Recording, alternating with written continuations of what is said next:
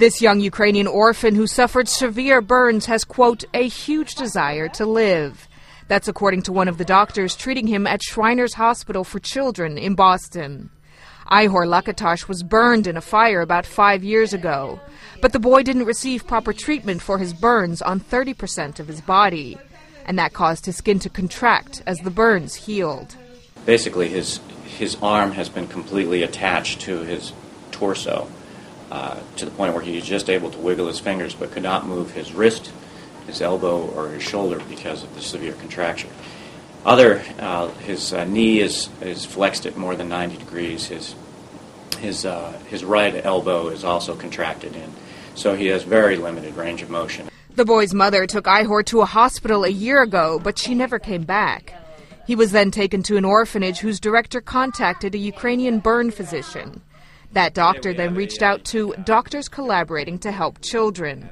The nonprofit group then arranged to bring Ihor to the United States for treatment. One of the physicians with whom we're working closely in Ukraine in Lviv called me in terms of scheduling this case in outreach clinic, and he showed me the picture, and he explained to me the story of this kid.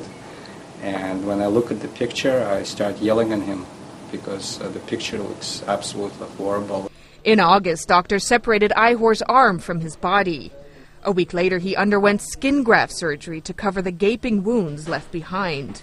Surgeons also separated his flexed knee. The surgery itself is relatively simple, but it can have a lot of bleeding. It can have very involved surgery, and it's extremely painful after the surgery.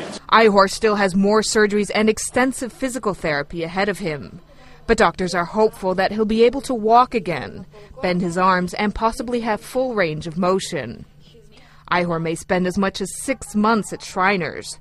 Then he'll likely return to the Ukraine and the orphanage eventually. But for now, the boy charms and plays with the hospital staff in Boston. Nicole Grether, The Associated Press.